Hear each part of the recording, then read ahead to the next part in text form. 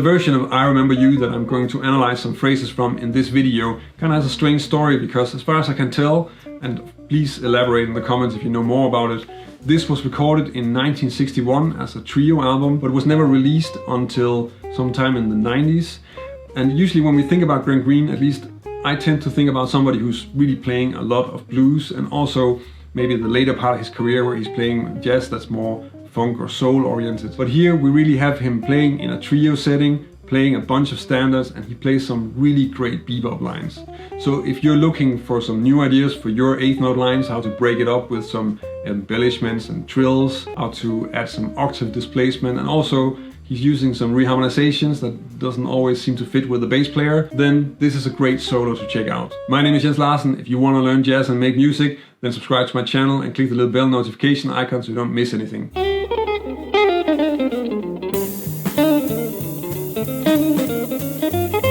This first example, I think, really clearly illustrates how wide a range of tools and sounds that Grant Green is using when he's playing. He's clearly not just running up and down the scales or the arpeggios. It's not only about what notes he's playing. There are all these other things that he's using to color the lines and make them interesting. The first part of this is of course just the solo pickup. So we get a break on the one, and then he starts a pickup that's 2 bars long, and then the rest of the band joins. So the first note he's playing is really just a G, but he's already sliding into it.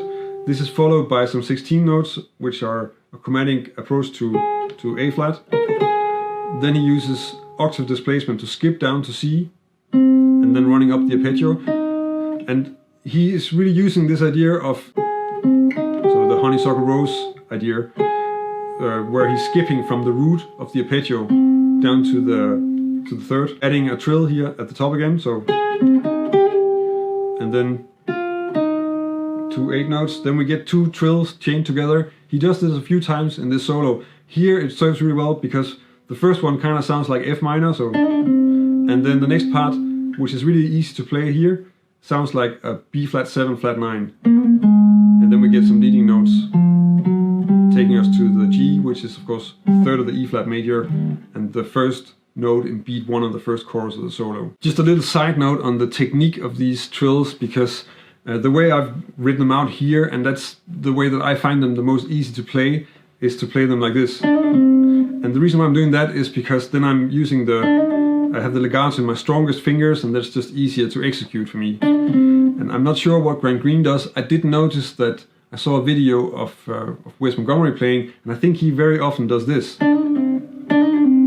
So that's slightly different. I find that kind of uncomfortable to do, so I don't really do that very often. And if you know what Grant Green does, then let me know about that. I'm a little bit curious about it, even though when I'm transcribing stuff, I tend to focus on just getting the sound close and making it playable for me. And that means that I'm not too strict about fingerings and strings and positions of the original player. I'm just more interested in getting it to sound the way that I want it to sound. The next part of the solo is also chaining together trills. Now he's doing it a little bit differently. So first we get one on the root, and then one on the fifth, which is really just moving down a string set. And then from here, the changes are A half diminished to D7, and he's really just playing the D7.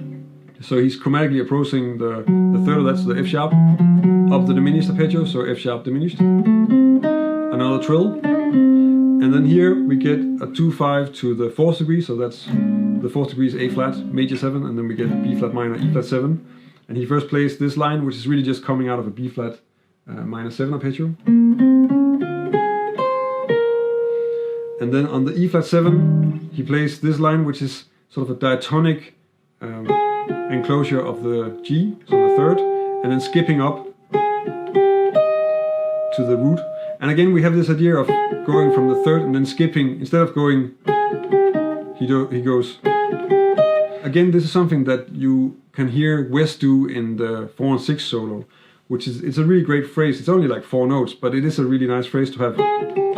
If you check out the first recording of 4 and 6, I think he does that 3 times within that solo.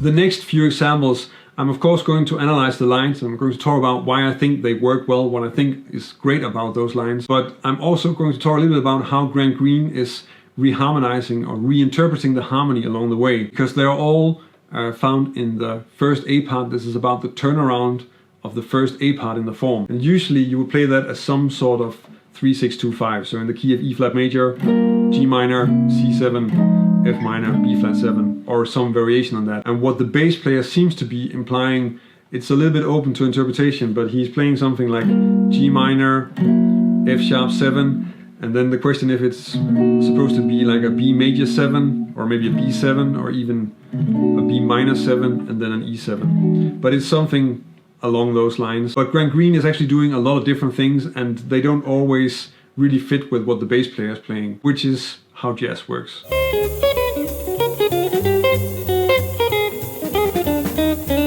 I think for most of us, if we're just trying to come up with a line on a D flat 7, and in this case that would be a D flat 7 going to a G minor, then we're more likely to come up with something that's going to be, or it's not going to change directions, but there's not really a huge chance that we're going to get into the... And here, if you look at those different lines next to each other, you can tell that this, there's a lot more happening because he's changing direction. There are some large interval skips and also some chromaticism happening, because we have first just the third leading note, then running up an arpeggio, then he's changing direction and actually going down to create an encircling up to the G here. So in that way the line is actually pretty sophisticated, even though he's using the same type of idea a lot, because it's really just the basic octave displacement and the honeysuckle rose lick, but he has so many different ways of doing it, and he's putting it together with a lot of other things, and that makes the line interesting. And this is really something that's worth exploring if you want to play more interesting eighth note lines. Now from here he goes into this on the G minor, and then kind of implying I think a G flat 7 sharp 11. Then we get a variation on the honeysuckle rose idea, because first the third, instead of going down to the fifth of the F minor, so in this case I'm thinking of the honeysuckle rose as an A flat major 7 arpeggio, and instead of going down from the A flat to the C, he goes down to the B, and then coming up to a trill, and then just playing, this is really just a B flat 7 arpeggio, and then coming out on the 7th of the E flat major 7.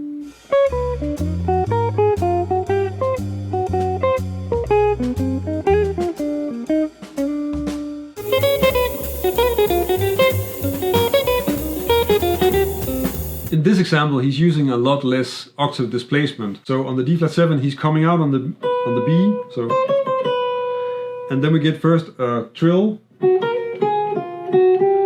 and the same idea as in the previous example, so he's playing from G to C on the G minor, and here we get really something that starts to sound like a Ladybird turnaround. So we get the G flat triad,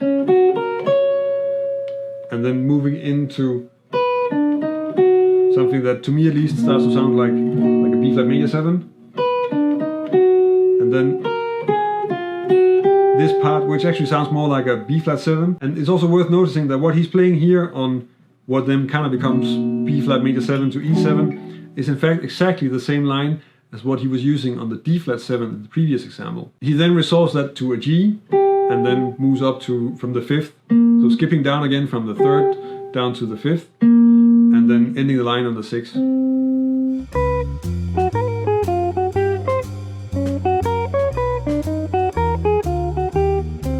The reason that I can keep on publishing videos every week is that there is a community of people over on Patreon that are supporting the channel. I'm very grateful for their support, and it's because of them that I can keep on making all these jazz guitar and music theory videos. If you want to help me keep making videos, then check out my Patreon page. And if you join us over on Patreon, I can also give you something in return for your support. So until now we had a few different versions of the turnaround. One was like a Ladybird, and then we have one that was more sort of a pretty straightforward 3-6-2-5 type of line, even though the bass player is kind of playing something else.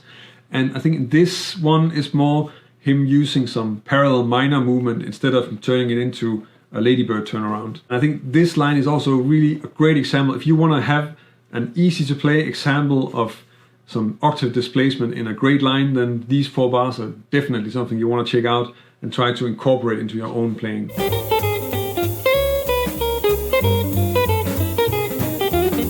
Here we have the complete harmonic movement. So in this example, we have first the 4th degree, that's the A flat, and then the 4 minor, which is the D flat 7, or you can also consider backdoor dominant, it's kind of the same thing. And then we get the turnaround. So first we get on the A flat major, a pickup, the G, and then up to the 9th, and then in half steps down to the root, and then again this skip from the root down to the 3rd, and then back up to the 7th. So he's really just inserting the low C in a scale run. And then he's turning that into a motif, and that's first on the D flat 7 playing the D flat, and then we get the motif, so B down to the E flat, and then similar idea, so he's still messing with that kind of movement, and then moving that into the turnaround, so first on the G minor 7, and then the parallel movement, so he's going from G minor 7 to F sharp minor 7, and then to F minor 7, even though the bass player is playing a B. But this is clearly an F minor line. And then here we get on the E7 or B flat 7 altered, we get this movement, which I'm pretty sure he doesn't play it like this actually. I don't know how he would play it for sure, but that worked for me, so that was kind of how I wrote it out. And then resolving to the 3rd of E flat.